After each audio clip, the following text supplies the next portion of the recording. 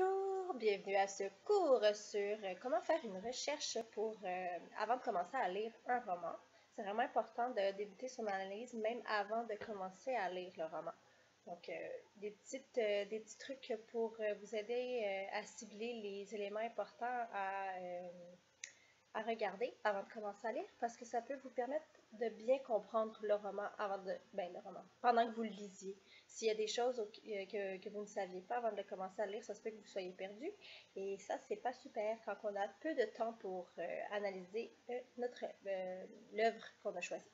Donc, on va commencer avec l'auteur. Donc, c'est important de se demander c'est qui, c'est à quelle époque que cette personne-là a vécu, c'est quoi les autres œuvres que cet auteur-là a écrites.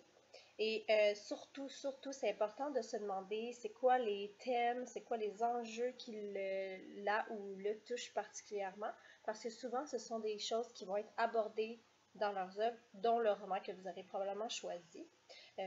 Donc, en ciblant un petit peu déjà ces éléments-là, c'est plus facile après ça de comprendre justement les choix que l'auteur a fait dans son œuvre.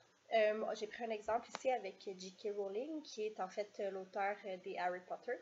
Donc, elle, fin 20e, début 21e siècle qu'elle a vécu, elle est toujours vivante.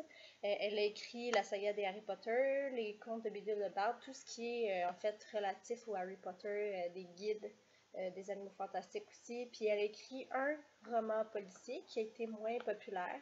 On dirait qu'elle a été associée tout de suite à Harry Potter, donc ça a moins fait effet de vague que sa saga, malheureusement.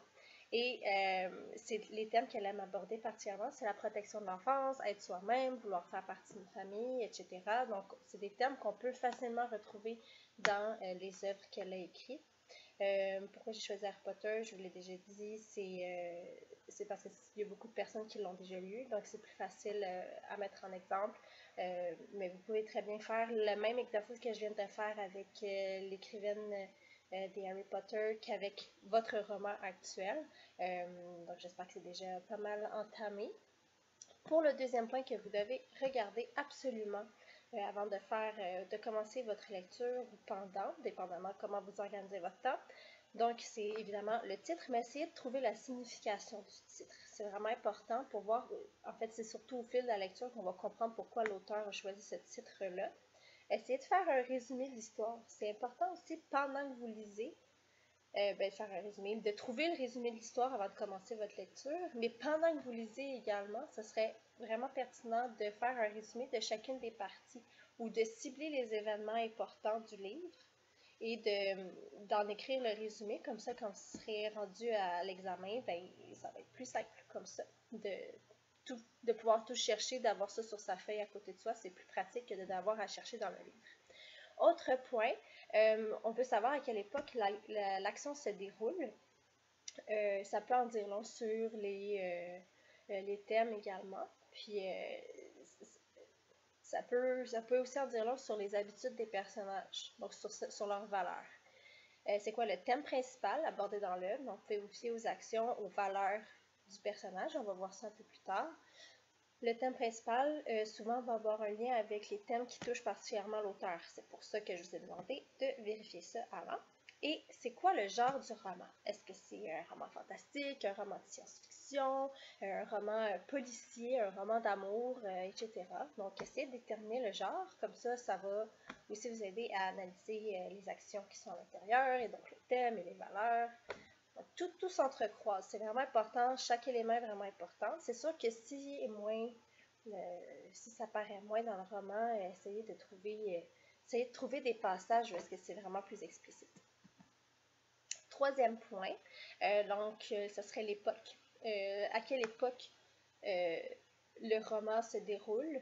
Essayez de le détailler. Est-ce qu'il y a un événement vraiment important? Si c'est un roman historique, est-ce qu'il y a un événement vraiment important qui est rattaché à ça? Ou si c'est, je sais pas moi, un roman de science-fiction, pour le point 2, essayez de déterminer comment l'auteur a décidé d'imaginer l'époque. Est-ce qu'il a décidé de voir ça d'une belle façon, d'une façon qui va être un peu apocalyptique. Donc, essayez de voir c'est quoi le message qui est passé à travers ça. Si vous avez choisi un roman de science-fiction, c'est souvent des romans qui sont philosophiques, donc qui poussent à la réflexion. Donc, je vous invite à accéder à cette réflexion-là, puis à vous poser des questions pendant que vous lisez. Puis souvent, c'est des critiques de société qu'on retrouve. Donc, c'est important de garder ça en tête, surtout si vous avez un roman de science-fiction. Pour les autres types de romans, comme je vous ai dit, essayez de vous fier à un événement qui est arrivé dans le livre, puis essayez de rattacher ça, de faire des liens intertextuels, donc de faire des inférences aussi, d'arriver à lire entre les lignes. Et est-ce que s'il y a un événement qui s'est rapporté à ça, est-ce que il se fait confronter plusieurs systèmes de valeurs? Par exemple, quand on a lu Owl Creek, est-ce que on voyait bien que c'était la guerre de sécession, puis il y avait vraiment les Yankees contre les Confédérés, puis là, il y avait vraiment deux systèmes de valeurs qui se confrontaient. Est-ce que c'est la même chose dans votre roman? Est-ce que est-ce que vraiment des personnages qui ont vraiment le même système de valeurs contre d'autres personnages qui ont même un système de valeurs différent? Donc, essayez de voir si ça s'oppose comme ça, puis si ça a un rapport avec un événement qui a eu lieu dans le roman et si ça peut être rapporté à un événement qui s'est passé dans l'histoire dans la vraie vie. Donc, c'est pas mal les recherches que vous avez à faire pour commencer la lecture de votre roman.